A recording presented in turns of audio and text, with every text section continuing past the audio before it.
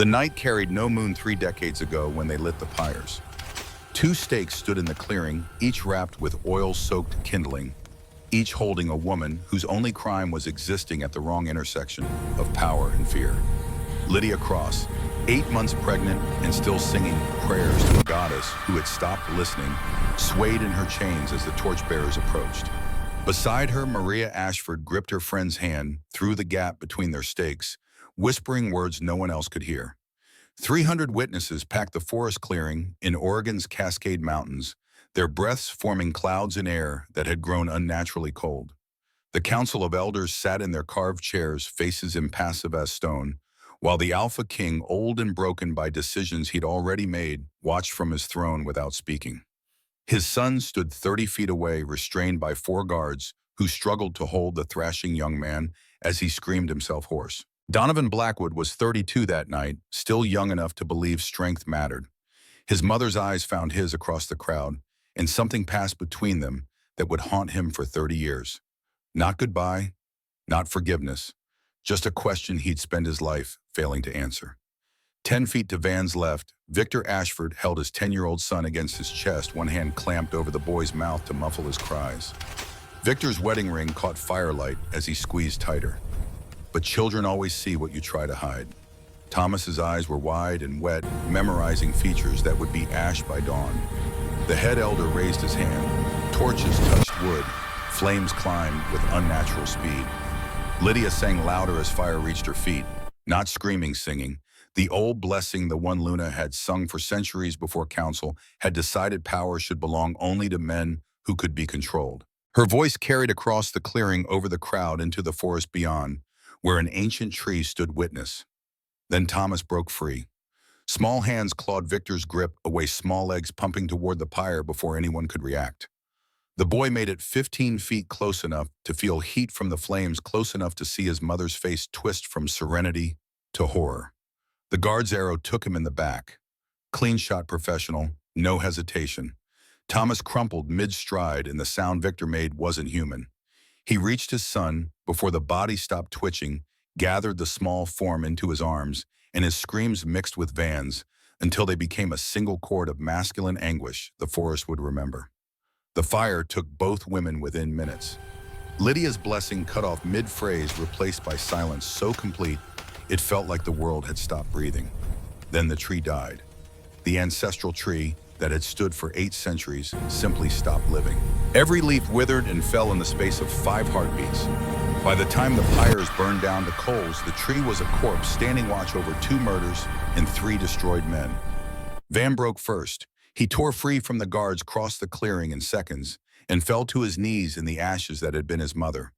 His hands scooped gray powder that was still warm, trying to gather something that could never be gathered again. The AlphaKing finally rose from the throne and approached, but Van's voice stopped him cold. "I will never be you." Victor stayed with Thomas's body until dawn, rocking the small corpse and whispering apologies that changed nothing. When council guards finally approached, Victor looked up with eyes that had gone somewhere else entirely. He stood, laid his son gently on the ground, and walked away without looking back. The wedding ring stayed on his finger. Everything else he left behind. Cole Steele, 31, buried his sister under the tree's dead roots, trampled in the crowd stampede.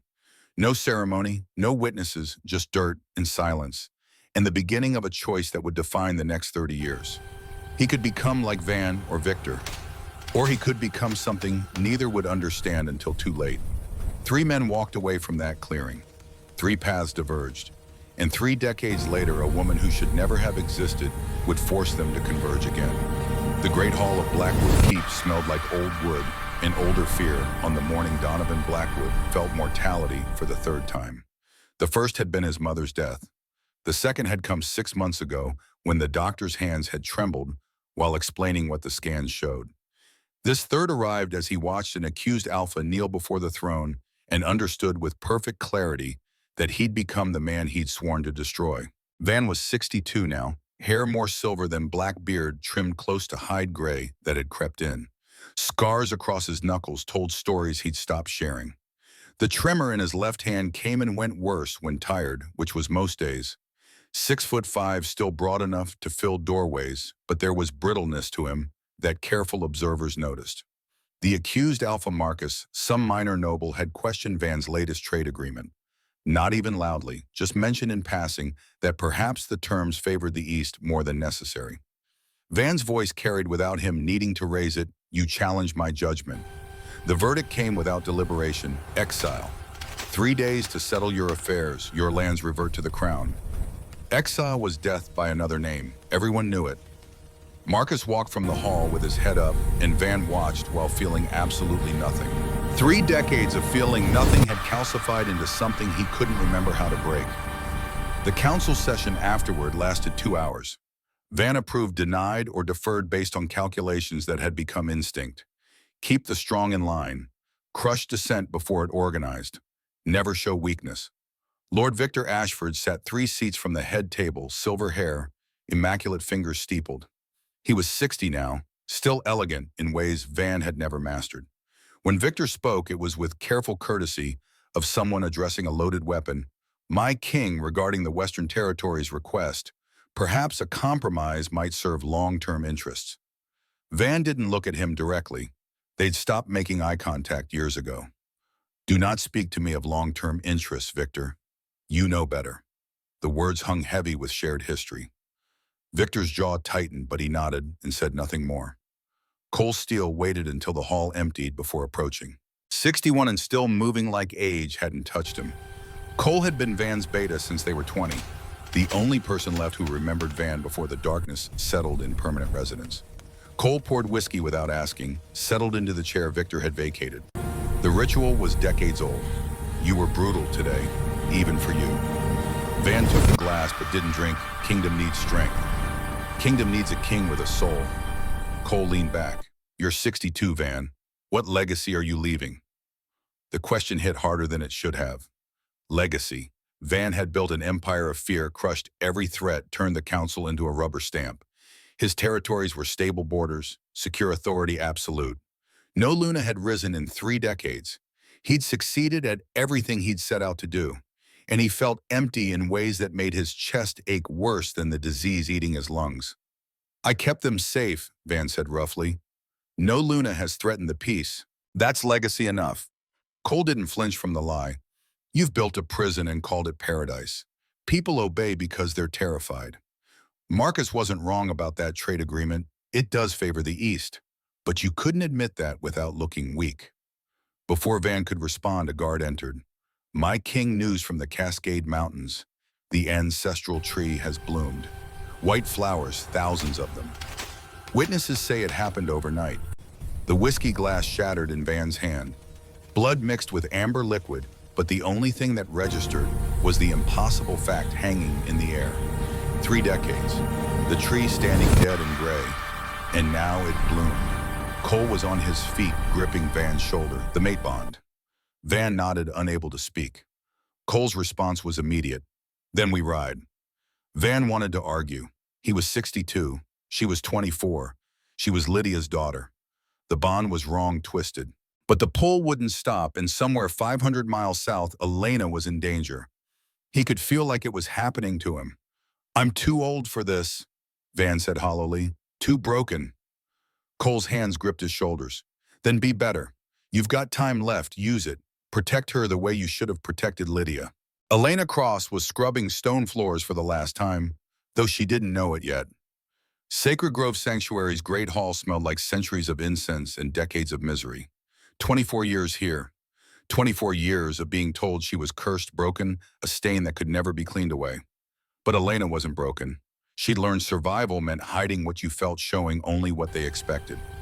So she scrubbed with her head down and mouth shut, and inside anger burned steady and cold. 6 more months until she'd saved enough to disappear. 6 months to freedom, Mother Superior. Catherine's voice cut through silence. "You missed a spot." Elena didn't look up. "Yes, Mother Superior." Catherine's footsteps approached. 24 years, and you still can't clean properly. Perhaps the fields would suit you better. There it was. The fields meant 12-hour days exposure starvation. The fields meant dying slowly. Elena's fingers tightened on the brush, but her voice stayed neutral. "I'll do better." That evening, Sister Margaret found her in the herb garden carrying a covered plate. Maggie was 67, round-faced and soft-spoken, the only person in 24 years who'd looked at Elena with something other than disgust. Eat quickly, before Catherine comes. Elena wolfed down real food-bred cheese, fresh vegetables. When she finished, Maggie's hand caught her wrist. Don't leave tonight. Elena froze. She'd been so careful. How did Maggie know? I've watched you count coins you thought no one saw, Maggie said. But you can't leave, not yet. There's something about your mother. She pulled a tarnished medallion from beneath her robes, pressed it into Elena's palm. Your mother was Lydia Cross. She was Luna, the last one. They burned her for being too powerful. You're not cursed, Elena. You're Luna's daughter. The world tilted. Elena stared at the medallion, a wolf beneath a full moon surrounded by flowers. The tree bloomed last night, Maggie continued, after being dead for 3 decades. I think it was waiting for you. Elena's laugh came bitter. So they're sending me to the fields before I figure it out. She stood, decision crystallizing. Where's the tree? Maggie's voice went hoarse. Elena, no. But Elena was already moving. The ancestral tree stood in a clearing 20 minutes from the sanctuary. Elena knew the path by heart. She'd come here as a child, back when she'd still believed prayer might save her. Except it wasn't dead anymore. White flowers covered every branch, glowing with soft light that turned the clearing into something from dreams. The scent hit first honey and moonlight, and something wild that made her teeth ache. The tree was massive trunk, wide enough that 10 people couldn't circle it. Elena approached slowly, the pull in her chest growing stronger. Not compulsion, recognition. Like coming home after a lifetime of exile. She stopped at the base, one hand rising. If you're real, if Mother was real, show me. Give me something to fight for. Her palm pressed against bark that felt warm. For a heartbeat, nothing happened. Then power detonated through her body. Bones cracked and reformed. Muscles tore and rebuilt. Her spine bent and straightened, hands stretched and clawed jaw extended, until teeth that had never existed scraped her bottom lip. The pain consumed everything, and Elena heard herself scream a sound that started human and ended somewhere else. The shift completed in seconds. Full wolf, not arrested halfway. Golden eyes blazed. Black fur rippled across muscle. Her senses exploded, hearing that caught heartbeats, half a mile away, scent that told stories, vision that saw colors she had no names for. And beneath it all, something ancient stirred. An awareness that whispered she wasn't just Wolf, she was Luna. 500 miles north in Blackwood Keep, Donovan Blackwood woke with a gasp. His wolf surged forward, and suddenly he wasn't in his chambers. He was seeing through different eyes. Standing in a clearing, bathed in silver-white light, a tree that glowed, and at its base a massive black wolf with golden eyes that saw him across 500 miles and knew him. The mate bond snapped into place like a chain wrapping around his ribs. Through the connection, he felt her rage and grief and hunger for something more than scraps. His wolf snarled, "Mine." Van came back to himself on the floor, gasping. The certainty settled into his bones with weight that couldn't be denied. She was Lydia's daughter, and the universe had just bound him to her in a way that would force him to confront every failure of the last 3 decades. No, he whispered, not now, not her. But the bond didn't care. It pulled toward her like gravity.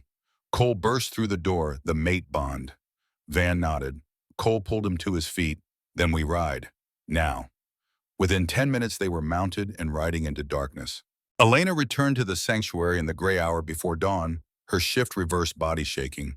She'd stolen a robe from a wash line and climbed to the stable loft where she'd always slept. But something felt wrong, more people than usual, voices sharp with urgency. She peered through gaps in the wood and saw horses, 8 of them, bearing riders in mismatched armor. Mercenaries, a rough voice. Lord Ashford's instructions are clear. Find the girl, dead or alive, but he prefers dead. Catherine's voice responding, she'll be in the fields at dawn, easy enough to take her there. The rough voice again, we don't care how it looks, we care that she's gone before the AlphaKing arrives. Elena's breath stopped. They were coming for her, and someone was riding south to find her. The mate bond pulsed in her chest, and she understood who was coming. The wolf whose eyes she'd seen across impossible distance. She could run, but running meant they won. Running meant her mother burned for nothing. Elena made a different choice. She shifted to wolf and moved through shadows toward the forest. Not fleeing, hunting. She tracked the mercenaries to their camp at the sanctuary's edge. 8 men confident and careless. Her wolf wanted blood, but 8 was too many. She never got the chance. A net dropped over her from above, silver-threaded and burning where it touched fur. Elena's howls split the dawn, and mercenaries poured from tents with weapons drawn. Within seconds, she was wrapped tight and being dragged toward horses. The rough-voiced leader stood over her, crossbow aimed at her skull. "Lord Ashford will pay extra for confirmed kill." Elena shifted back to human, the change forced by pain. "Why, what did I do?" "You're Luna's daughter, that's enough." They tied her with rope, threw her onto a horse, and rode toward the village. Elena's mind raced, calculating escapes that all ended with arrows in her back. The mate bond pulled tighter, screaming that help was coming, but help was hours away, and her execution would take minutes. The village square had been prepared. A wooden stake, kindling piled around it, oil-soaked and ready. The sun was barely clearing the horizon, and already a crowd had gathered. Elena fought as they tied her to the stake. Kicked, bit, clawed, screamed. But 8 men against one exhausted woman ended the way it always did. The leader stood before her, torch lit. "By authority of Lord Victor Ashford, this woman is condemned for witchcraft. Let her burn as warning." Elena's voice came raw. "You're killing me for my mother's crime. What was that crime? Being strong, being woman." Some in the crowd shifted uncomfortably.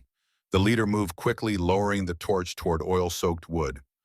Elena watched flame descend and thought, "I'm 24, and I'm going to burn like my mother burned." Then hoofbeats thundered from the forest. Van saw the smoke before he saw the village. The mate bond screamed that she was at the center of it.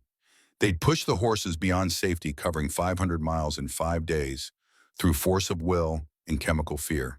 But they were too late. Van could see the pyre, see the figure tied to the stake, see flames climbing, and his mind wasn't in the present anymore.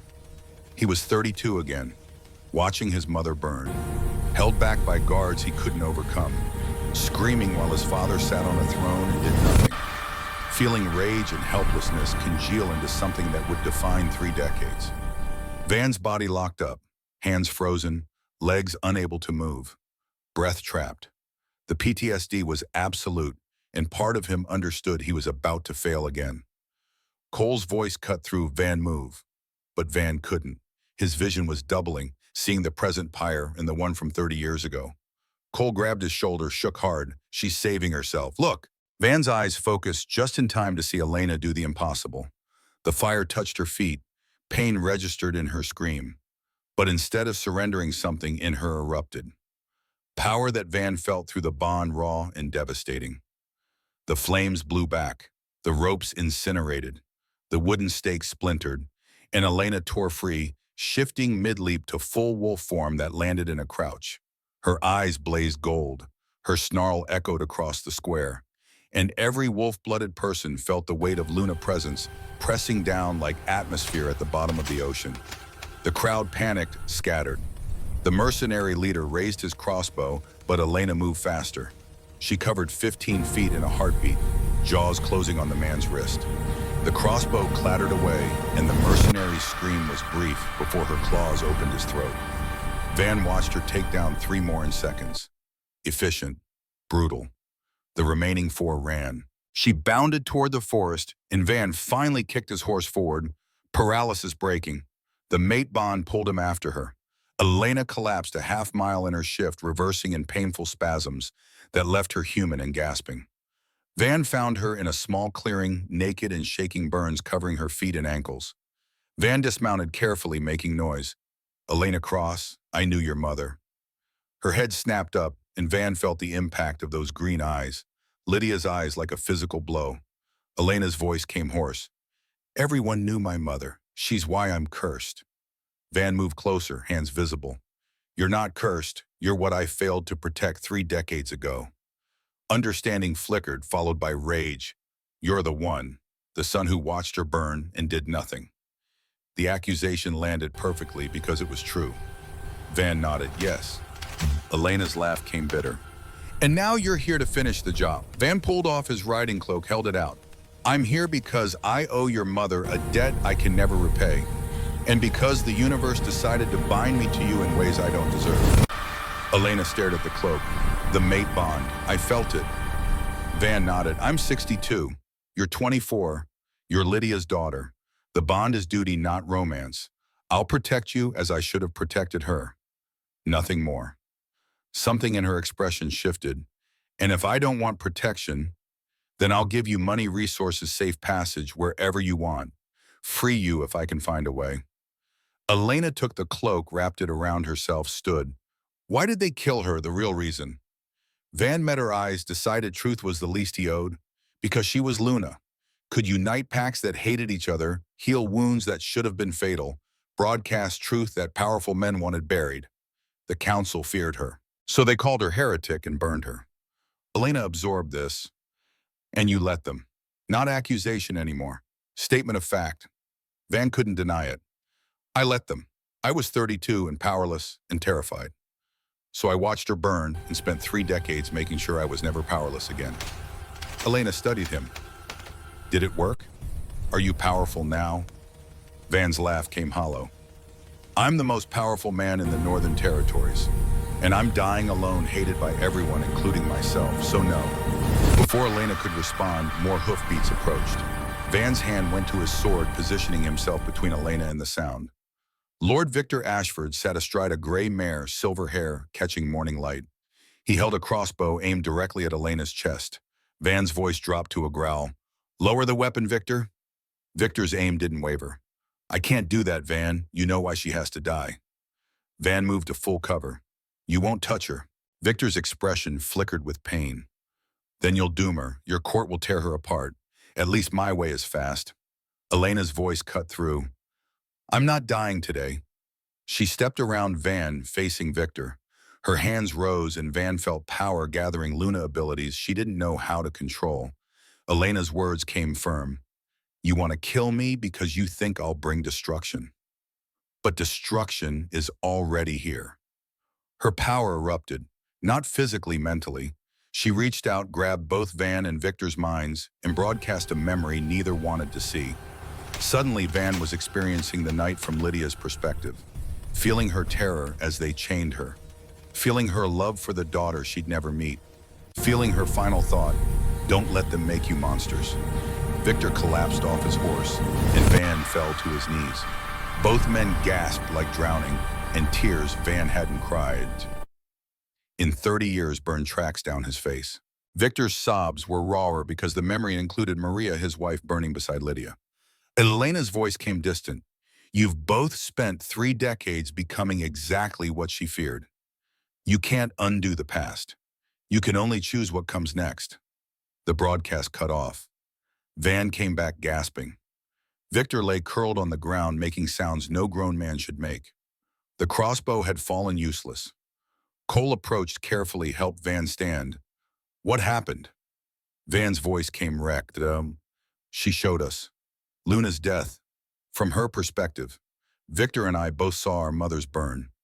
Elena swayed, blood trickling from her nose. She'd used her last reserves to break 2 men who'd been drowning in grief for 30 years. Victor finally pushed himself up, face wet and destroyed. I can't. I see Maria in her. Van's response came automatic. Then help me protect her. Victor's laugh was jagged. From what you me counsel, we're all threats. Elena's voice cut through. Then stop being threats. Maybe spend what's left building something better. The silence stretched. Finally, Van spoke. I'm taking her to Blackwood Keep. She needs training protection. Victor's objection came weak. Council will demand her death. Van met his old friend's eyes for the first time in years. Then they'll go through me. And maybe through you too. If you remember the men we were before that night destroyed us. Victor stared back. 30 years of being enemies.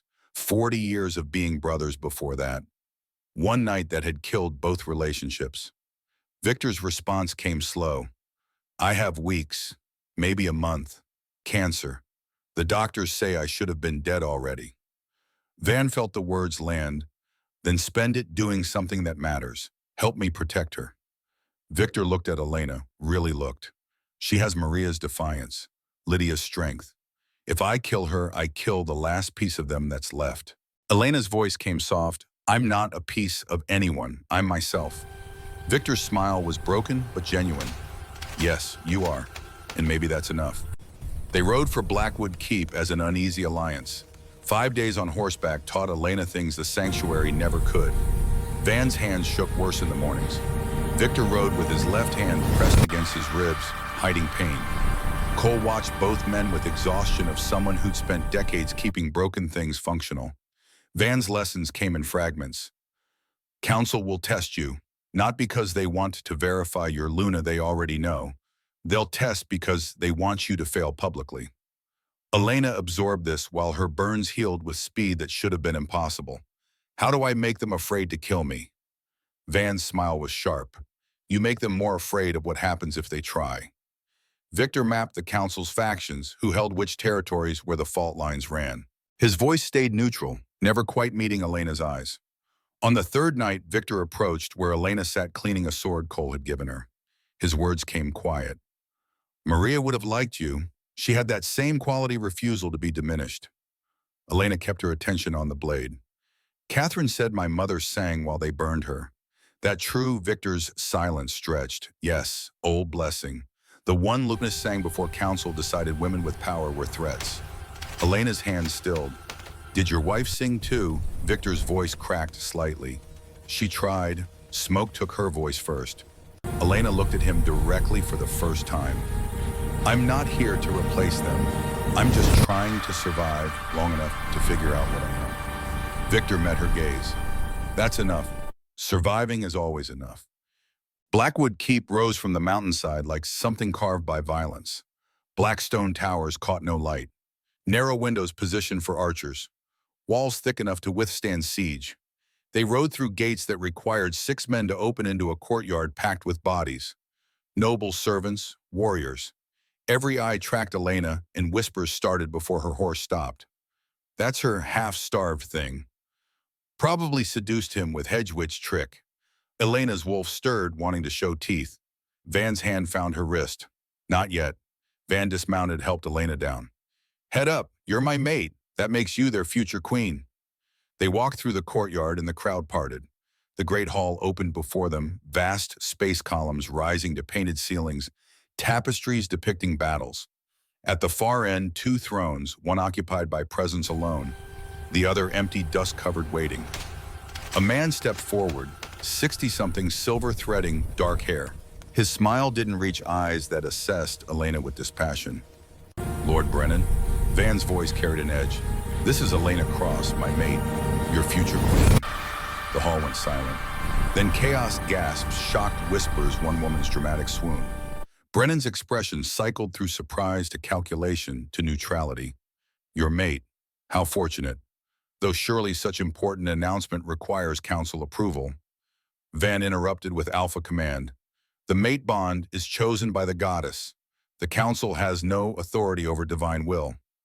Brennan's smile tightened. Of course, I merely meant that protocol requires procedures. Tests to verify the bond is genuine. Elena found her voice. I've claimed nothing, didn't even know what a mate bond was until a week ago. Brennan's attention fixed on her. And yet here you stand, forgive me if I find that convenient. Van's growl rumbled. You will show my mate respect or remove yourself. Choose quickly. A woman stepped forward, mid-20s blonde, beautiful in a way that felt weaponized. Perhaps we should give the king's guest time to settle before we overwhelm her. She looks exhausted, poor thing. The condescension landed perfectly. Elena heard the real message, you don't belong. Victor's voice cut through. Lady Isabella, your compassion is noted. Isabella and her father both looked thrown by Victor's presence as a parent ally. Brennan recovered. We can discuss verification at tomorrow's council meeting. For now, welcome home, my king, and welcome to our court, Miss Cross. The dismissal was clear. Elena wasn't recognized yet, just a guest. Van led Elena through corridors designed to intimidate to his chambers in the East Tower. Functional furniture, narrow windows, everything positioned for defense. These are my chambers. You'll stay here with me. Anyone who wants to harm you goes through me first. Elena surveyed the space, noting exits, weapons, sight lines, habits from years of sleeping where violence could arrive without warning. They hate me. I felt it. Van moved to a cabinet, poured amber liquid. They fear you. There's a different occurrence. Your existence threatens power structures they've spent 3 centuries building. He handed her a glass. Lena sniffed before drinking whiskey, burning warmth. She'd never tasted alcohol. The heat made her eyes water. Van's mouth quirked. Sip it, unless you want to wake up on the floor. Elena took his advice. Brennan's not going to let this go. Van settled into a chair. Brennan leads the conservative faction. Your mother threatened their profits. Luna could settle disputes without bloodshed. After she died, they consolidated power. Elena joined him. So killing me protects their wealth. Van nodded. And their ideology. They've convinced themselves Luna brings destruction. Elena studied him. You built this. 3 decades of ruling with iron fist. Now they're afraid of me too. Van's laugh came hollow. Yes, I created monsters and called it stability. The honesty felt unguarded. Elena chose her words carefully. You said you're dying. 2 years. How much time will you spend fighting your own counsel? Van's hands shook as he raised his glass. All of it probably, but if those 2 years mean you survive, that's enough. Elena leaned forward. I don't want you dying for me. I want you teaching me to survive it without needing someone to die. Van met her eyes. Your mother would have said exactly that. The comparison landed differently, not burden, but acknowledgement. Cole entered carrying food that smelled better than anything Elena remembered. She ate with focus that bordered on desperation, and neither man commented. When Elena finally slowed, Cole spoke. The noble ladies are already circulating rumors. By morning, half the keep will believe you used witchcraft to seduce the king. Elena wiped her mouth. What do you believe? Cole's smile was genuine. I believe you are the first person in 30 years who's made Van act like someone I used to know. Van's voice came gruff. Don't romanticize it. I'm using her to atone. She's using me for protection. It's transaction. Cole's expression suggested disagreement, but he wasn't arguing. Either way, she needs training. Reading etiquette, combat. Can't face counsel as stable girl. Elena bristled. I can fight. Prove that in the village. Cole's tone stayed patient. You killed 4 men through rage. That's different from fighting trained warriors. You need technique. Van nodded. Cole will teach combat. I'll handle politics and reading. We've got maybe a week before Brennan forces verification. You need to be ready. Elena processed the timeline. 1 week to become someone I'm not. Van's correction came immediate. 1 week to become who you already are, just with better tools. Training began at dawn. Elena dressed in clothes someone had left, practical leathers that fit better than yesterday's garments. The training yard was packed, dirt-worn smooth by countless feet. Cole waited with wooden practice swords. Show me what you can do. Elena moved through basic attacks. Clumsy, uncoordinated. Cole watched, then demonstrated. His movements were economical, precise. When he finished, the dummy had 3 marks that would have been kill shots. You're thinking too much. Your wolf knows how to fight. Let her inform your human form. They drilled for 2 hours. By the end, Elena's arms burned, but she'd landed 3 touches on Cole that made him grunt approval. Van appeared carrying ancient books, reading lessons, then politics. The pattern established itself over 6 days. Mornings with Cole, learning to kill efficiently. Afternoons with Van, learning to read words, becoming sentences, becoming paragraphs. Evenings learning politics, who owed whom, which families had feuds, where power really lived. During those days, Elena learned other things. Isabella and her circle made sport of her comments, delivered just loud enough to ensure she heard. Such unfortunate hair. Queen who can't read her own proclamations. Each comment landed precisely. Elena wanted to rage, wanted to shift and show them. But Van's lessons echoed, they want you to react. Prove them wrong by staying controlled. So Elena stayed controlled, and it cost more than combat training. Maggie appeared on the 3rd day, escorted by guards. The old priestess looked aged a decade, but her face smoothed when she saw Elena whole. Their reunion happened in Van's chambers. Maggie's arms wrapped around Elena, tears soaking her shoulder. I thought they'd killed you. Elena held her. I'm harder to kill than they thought. Maggie pulled back, studied Elena's face. You've changed, something in your eyes. They talked for hours. Maggie sharing stories of Lydia, how she'd laughed, loved thunderstorms, sang old songs. Small details that built a person instead of martyr. Before leaving, Maggie pressed something into Elena's palm. A journal, leather-worn, soft pages filled with handwriting. Elena was learning to decipher your mother's. I saved it from the burning. It's yours now. After Maggie left, Elena read by candlelight while Van worked. The journal revealed Lydia as woman not icon. Funny, sarcastic, afraid sometimes but pushed through anyway.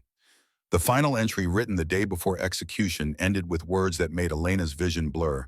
If my daughter lives, tell her something Maria taught me. Real strength isn't hardness, it's having power to destroy, but choosing to heal instead. Stay gentle in a world that demands cruelty. That's how you win. Elena closed the journal carefully. Van's voice came quiet. What did she write? Elena repeated the words, and Van's hands still. Silence stretched then. I spent 30 years becoming exactly what she feared. Elena met his eyes. You're trying to change. That counts. Van's laugh held no humor. Change at 62 is just admitting you wasted 61 years. Before Elena could respond, a servant knocked. Message for the King Council demanded emergency session. Tomorrow. Topic formal verification of mate bond. Van dismissed the servant. It's starting. Brennan's making his move. The Great Hall had been transformed into theater. Council members occupied the long table, Brennan at its head, wearing satisfaction. Nobles packed the space behind, dressed like they'd come to festival. Servants lined the walls. Van sat on his throne, Elena, 3 steps below, positioned to emphasize hierarchy. Everyone understood. She wore simple gray dress, hair braided back. No jewelry. Nothing presumptuous. Brennan rose. We gather to address verification. The king claims mate bond. Ancient law requires proof. Van's response was ice. The bond is recognized by every wolf who can sense it. This is formality. Brennan's smile didn't waver. Formality protects us all. Elena spoke before Van could. I welcome verification. I have nothing to hide. A servant approached carrying a tray. On it rested a silver circlet, ornate and ancient metal, polished to mirror brightness. Brennan lifted it. This crown was blessed by the high priestess 3 centuries ago. True Luna can touch blessed silver without harm. Witches burn. Elena's stomach dropped, but she'd committed. She descended the steps, approached the tray, extended her hand. Her fingers closed around silver. Nothing happened. No burn, no pain. The metal was cool and smooth. Elena lifted it high enough for everyone to see her bare hands gripping blessed silver without consequence. The hall erupted in shocked murmurs. Brennan's face cycled through expressions before settling on forced composure. Elena set the crown back, satisfied. Brennan recovered. The silver test confirms something. Though perhaps the blessing has faded, other tests exist. Van's voice dropped to growl. The test was your idea. She passed. This ends.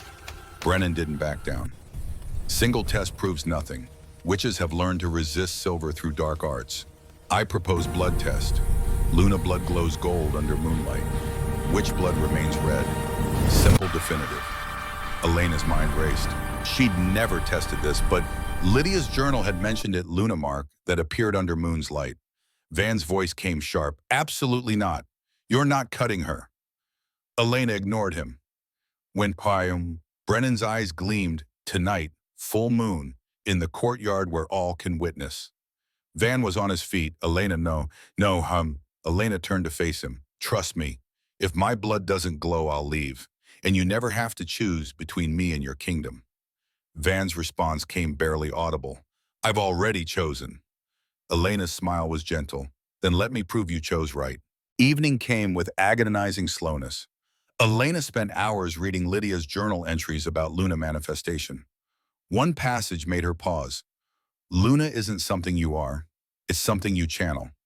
The goddess speaks through us, but we remain ourselves. Remember that when power threatens to drown you. Your vessel, not source. Victor appeared an hour before moonrise. His presence in Van's chambers felt like crossing threshold neither man had expected. The blood test, it's legitimate. Ancient texts confirm Luna blood glows gold under direct moonlight. Van's response was harsh. And if hers doesn't, if the manifestation hasn't completed, they'll call her witch before I can intervene. Victor's expression flickered with guilt. Then we have contingency. Cole has horses ready at the eastern gate. If the test fails, we get her out. All three of us. Van's laugh was bitter. Running from my own counsel. Victor moved to the window. We were friends once, before that night. You remember, Van didn't answer immediately. Then I remember you were better man then, so was I. Victor's hands clenched. Maria made me better. When she died, I chose to become something worse. Calculated, cold, convinced that if I controlled everything, I could prevent another Luna. Van joined him. And I chose rage, made everyone terrified. We both became exactly what our women feared. Victor's voice cracked. Elena called us on it, said we spent 3 decades becoming monsters who think killing her prevents past. She was right. Van's response came heavy. So what do we do now? Victor turned to face him directly for the first time in years.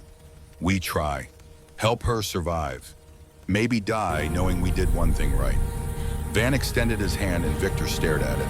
Then he took it, and the handshake held 30 years of grief and desperate hope that redemption was possible. Elena watched from across the room. My mother would have liked seeing that. Van's voice came rough. Your mother would have prevented us from ever becoming what we became. Elena stood. She couldn't prevent it. She could only hope you'd find your way back. Looks like you're trying. They walked together to the courtyard. Van on one side, Victor on the other, Elena between them. Cole waited with the council nobles, half the keep's population. Brennan stood beside a table with ceremonial blade and silver basin. The full moon hung huge overhead. Elena Cross, you claim to be Luna. Blood speaks truth. Will you submit to this final test? Elena approached. I will. Brennan lifted the blade. Elena extended her hand, palm up. The cut was quick, professional. Red welled up, dripped into the silver basin. For 3 heartbeats, nothing changed. Blood stayed red. Elena felt Van's despair through the bond, felt Victor's tension, felt her own certainty crumbling. Then moonlight shifted, caught the blood directly, and gold fire bloomed. The blood in the basin lit from within, glowing bright enough to cast shadows. Gold spread until the entire pool shone with light that hurt to look at directly.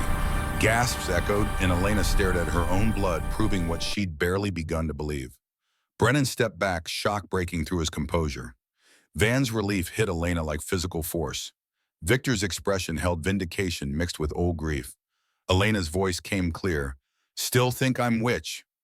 Brennan's mouth worked, but no sound emerged. The evidence was undeniable. Van descended from the throne, crossed to Elena. The tests are satisfied. Elena Cross is Luna, my mate, and your queen. Anyone who questions this questions the goddess herself. He wrapped cloth around her bleeding hand. Elena leaned into him, slightly exhausted, and Van's arm went around her shoulders. Brennan found his voice. The council recognizes the bond. But recognition doesn't mean... Van's interruption was absolute. Doesn't mean what? That you get to demand more tests. This ends now, Brennan. The trap was elegant. Questioning further meant admitting the tests were never about verification. Brennan couldn't admit that without destroying his legitimacy. His response came stiff. The council recognizes Luna. We will discuss implications at tomorrow's session. Van's smile was sharp. You do that. Elena needs rest. 6 months transformed the keep in ways that couldn't be measured. The changes ran deep power, redistributing away from those who'd held it through fear toward those who'd earned it through competence. Elena had implemented reforms through careful navigation. Omega sanctuaries opened in 3 territories. The Luna School accepted its first class. Council representation expanded to include betas and omegas. Each reform sparked outrage, but Van's support made opposition suicidal. Elena had learned to present radical change as return to older traditions. Isabella and her circle still made sport of Elena, but the mockery had shifted from personal to political. Hard to claim someone was unworthy when her blood glowed gold. On a gray morning that promised rain, Elena found Van in his study surrounded by papers mapping kingdom finances. His handwriting had deteriorated, letters shaky. Brennan's been embezzling. 3 decades of it. 2 million in gold. Elena read over his shoulder. Can we prove it? Van tapped a ledger, not legally, but we don't need legal proof. We need political leverage. Brennan knows I know. Elena understood blackmail as deterrent. Van had learned mercy too late, but he was learning, how long have you known? Van's pause suggested uncomfortable truth. 10 years. I let it continue because keeping Brennan comfortable kept him manageable. Now I'm realizing manageable corruption is still corruption. Elena's hand found his shoulder. You're trying to fix it. That's what matters. They developed language around mortality that acknowledged without dwelling. During training, Elena had grown closer to Cole's grandson, Marcus, competent warrior who saw her as Elena, not symbol. Van had noticed, in one evening after Marcus left, he's good man, patient. When you're ready, don't feel guilty. My redemption was never your burden. Elena's throat had tightened. I'm not ready. Van's hand found hers. I know. But when you are, I'll be glad. Now Van changed subject. Lunar Festival is next week. Full moon autumn equinox. Council will expect you to preside. Elena joined him at the window. Alone, Van's response came careful. I'll be there, but visibly failing. People need to see you can lead without me. The subtext was clear. This might be Van's last public appearance. What should I prepare for? Van's reflection looked ancient. Brennan will make move. Don't know what yet. He's running out of time. Once I'm dead, he loses leverage. Elena's stomach tightened. You think he'll try something during festival? Van nodded. Maximum chaos, maximum witnesses. Victor's working intelligence, but Brennan's careful. Victor's name sparked question. How is he? Van's expression shifted. Dying, same as me. He's got 3 weeks at most, spends most of it in bed but refuses to admit it.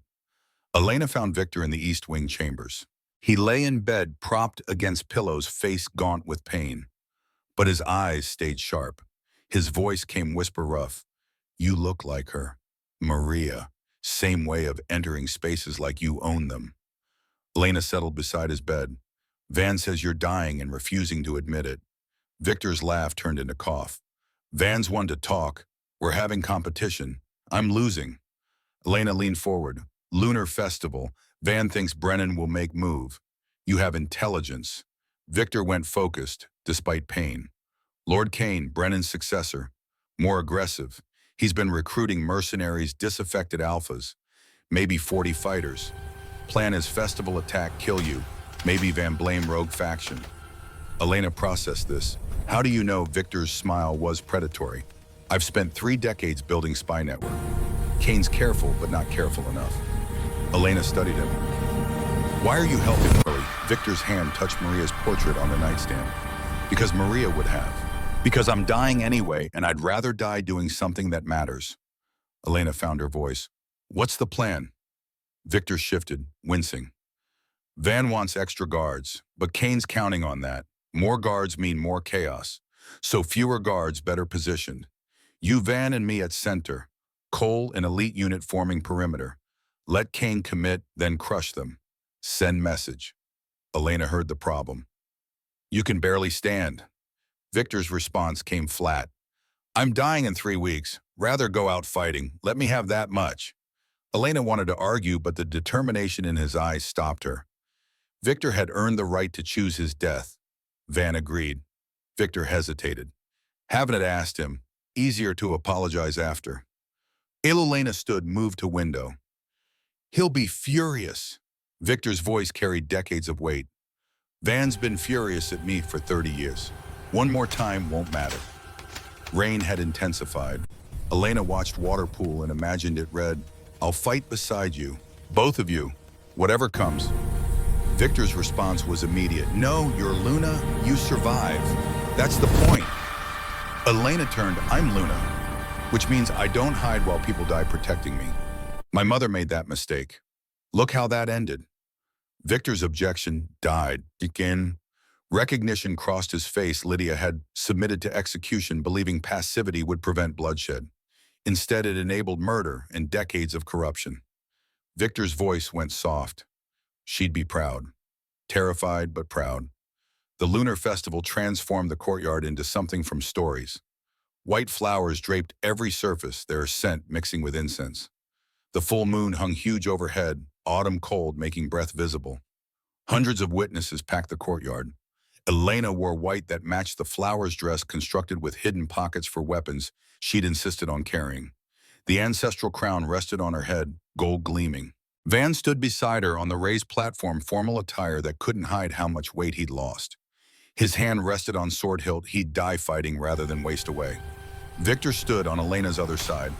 Everyone knew he was dying, fewer knew he'd switched allegiance. Seeing him beside Luna disrupted assumptions. Cole commanded elite guard positioned around the platform. 20 wolves in ceremonial armor that was fully functional. Another 50 scattered through the crowd invisible until needed. Elena began the ceremony with memorized words speaking about cycles, moon waxing and waning, seasons turning life and death as constants. Her voice carried across the courtyard, amplified by Luna power. Then Kane made his move. The attack came from 3 directions, professional coordination. 40 fighters emerged with weapons drawn, half heading for platform, half creating chaos. Elena's training kicked in before conscious thought. She dropped, low as crossbow bolt, whistled past, grabbed knife from her pocket, threw it into the throat of the fighter, charging Van's blindside. The man went down and Elena was already moving. Van's sword cleared its sheath with speed that defied his condition. He killed 2 attackers in seconds, but Elena saw the cost, breathing labored recovery slower. Victor fought with desperation of man who'd accepted death. He moved recklessly, taking risks no sane fighter would, and his recklessness bought time for Cole's guards to establish perimeter. Cole's voice cut through chaos, directing guards with calm from decades of crisis management. The elite unit moved like single organism. Within minutes, Kane's force was contained. Elena fought beside Van, their movements synchronized through bond. She'd cover his weak side, he'd protect her during recovery. Together, they held the platform. Then she saw Kane himself moving toward Victor with focus that suggested personal grudge. Victor saw him too, and something passed across his face that looked like relief. Victor's voice rang clear. "Kane, you want Luna dead? Go through me first." The challenge was deliberate provocation. Kane charged with 2 fighters flanking, and Victor moved to intercept with speed that shouldn't have been possible for dying man. They collided with impact Elena felt through the platform. Van tried to move toward them, but more fighters pressed the platform. He stayed where he was needed, trusting Victor to handle his battle. Elena watched Victor and Kane trade blows that would have killed lesser fighters. Victor fought with technique born from decades, but his body was failing. She saw him stumble, saw Kane's blade open his side, saw blood too dark to survive. But Victor didn't fall. He lunged inside Kane's guard, and his knife found soft tissue beneath ribs. Kane's eyes went wide, and they both went down. Elena broke from Van's side, vaulted off the platform, crossed the courtyard with speed that shocked even her. She reached Victor as Kane stopped moving, rolled the dead Alpha off. Victor's wound was bleeding too fast. Her hands went to the injury, Luna healing, attempting to kick in, but Victor's hand caught her wrist. His grip was strong. "No, don't waste power on me. Save it for others." Elena's voice came desperate. "I can heal this." Victor's smile was peaceful. "I'm dying anyway. Cancer or a combat doesn't matter. Let me go out doing something that mattered." Van appeared beside them, dropped to his knees. The sound he made wasn't quite word or cry. His hand found Victor's shoulder, and 30 years of history compressed into single touch. Victor's eyes found Van's. "We were brothers once. I'd like to remember that at the end." Van's voice broke. "We're brothers now. Should have said it sooner." Victor's grip on Elena's wrist loosened. "Keep him honest. Don't let him slide back. He needs you to remind him who he was supposed to be." Elena nodded, tears tracking. "I will."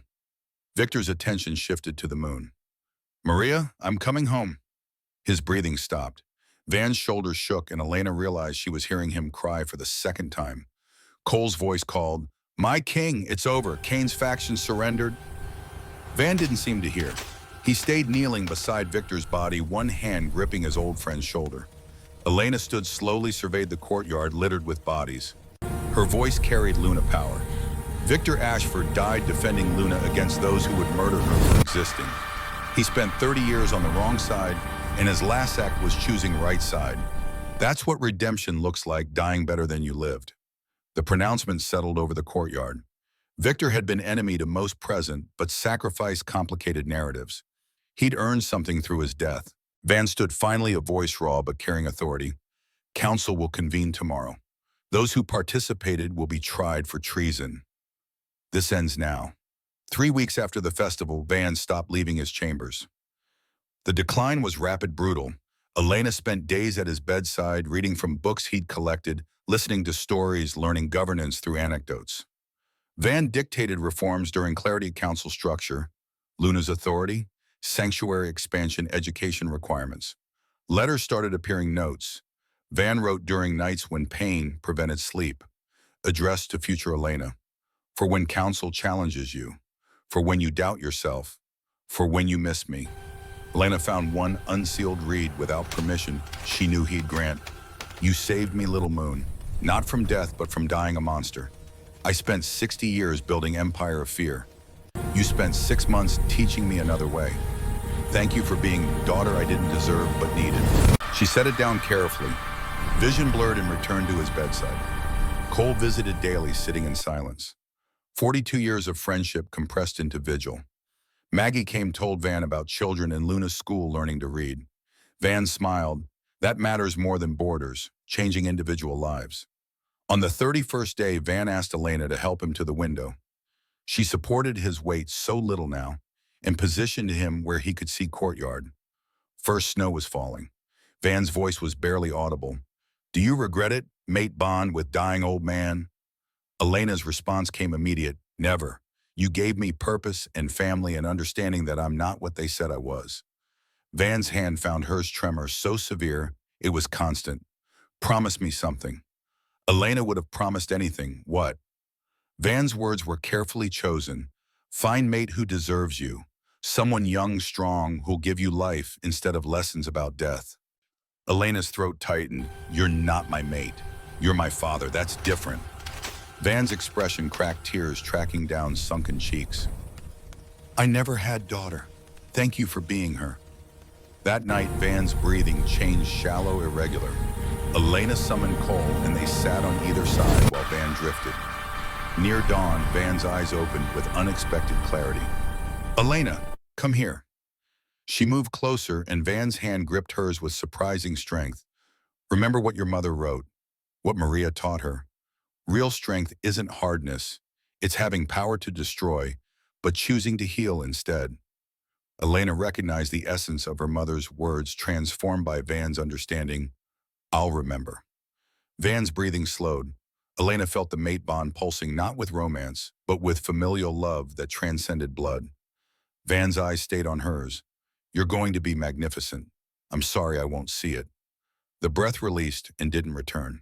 Elena felt the bond transform, not breaking, but settling into permanent shape. Grief was absolute, and she heard herself making sounds that weren't human. Cole's arms came around her. They stayed that way while sun rose. Outside, bells began tolling, slow, measured, announcing royal death. Elena held Van's hand while his body cooled. Thank you for everything, for choosing better, for giving me family, for dying having done one thing right. She walked to the ancestral tree alone. The tree had bloomed again, gold flowers among the white. Elena touched the bark and felt warmth suggesting approval. She spoke to the tree, to her mother, to Van's spirit. I don't know how to do this alone. White and gold petals fell like snow covering her shoulders. Elena felt less alone. 5 years reformed the kingdom in ways that would have been impossible with Van's shadow looming. Elena ruled without mate, having decided partnership could wait until she'd established Luna as institution rather than personality.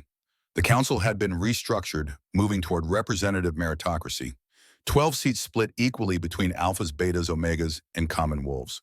Brennan had died a year after Van. Elena presided over his trial with mercy. Van had learned too late. His embezzlement and exposed his fortune, redistributed to sanctuaries. His death from heart failure during house arrest felt like exactly the ending he had earned. Isabella had appeared voluntarily at the trials, her father's crimes threatening her.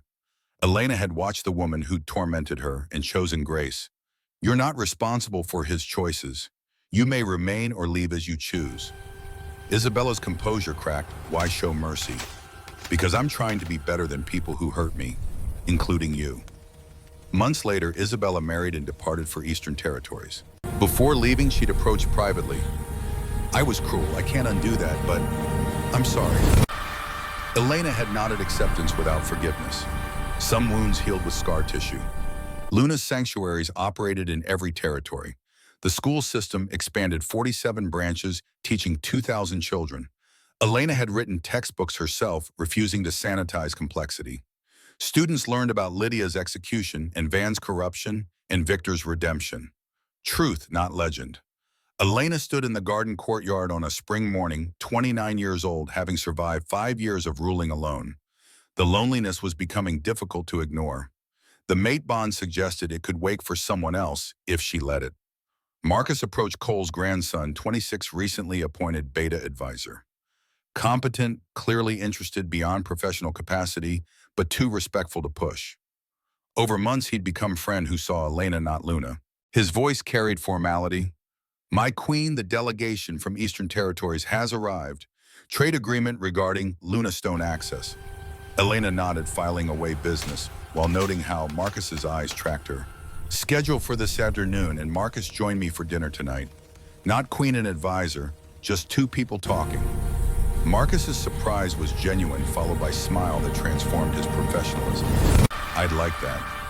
After he left, Elena walked to the statue she'd commissioned for the ancestral tree clearing. 3 figures in bronze: Lydia with arms raised, Van protective Victor with hands outstretched. The inscription read, 3 broken by one night, redeemed by one woman, remembered by one kingdom. She placed fresh flowers, white and gold mixed, and spoke aloud.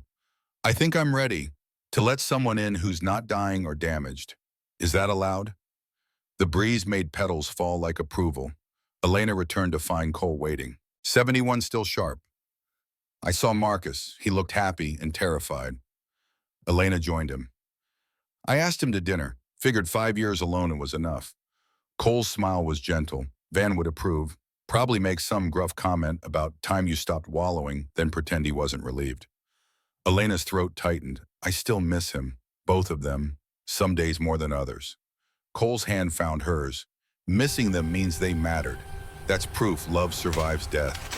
That evening, Elena dined with Marcus. They talked about everything except politics. His childhood, her late education, shared frustrations with resistant nobles. When Marcus left, he paused. Thank you for tonight, for seeing me as more than Cole's grandson. Thank you for being patient, for not pushing when I wasn't ready. After he was gone, Elena read Van's final letter, saved for when she was ready to live, instead of just survive. Dear little moon, if you're reading this, you've survived long enough to consider happiness. Good. You deserve more than duty and grief. Find someone who makes you laugh. Someone who sees Elena, not Luna. Someone young enough to give you decades I couldn't. And when you do, don't feel guilty. My redemption was never your burden. My love was never your obligation. You gave me gift of being father. That was enough. Now go be magnificently, unapologetically you. That's all I ever wanted. Elena folded the letter carefully, felt something release in her chest. Permission to move forward. Blessing to build life that honored the dead without being consumed by them. She walked to the window overlooking the courtyard where Van had died, where Victor had sacrificed himself, where blood had watered ground and made room for new growth. The moon hung full autumn, turning toward winter cycles continuing. Elena whispered to ghosts, I'm going to try. To live, not just survive. To build something that lasts beyond grief. To remember you without being destroyed by remembering. White and gold petals drifted past her window. Elena took it as answer. Tomorrow she'd face delegations and treaties and endless politics. Tomorrow she'd continue reforms and manage council and handle crises. But tonight she'd sleep without nightmares, and that was victory the girl in the sanctuary could never have imagined. Roots determined where you started, but blossoms showed the world what you chose to become. Elena had been cursed child-stable girl, Luna forced into existence by desperation. Now she was queen who'd earned her crown through surviving in politics and slow death of the only father she'd known. And tomorrow maybe she'd start becoming something even better. Someone who thrived instead of survived. Someone who'd learned from monsters how not to be one. someone her mother would recognize despite never having met. The moon shone on. The kingdom slept. And Elena Cross stood watch over both guardian and ruler and daughter of legacy she'd transformed into something worth leaving behind.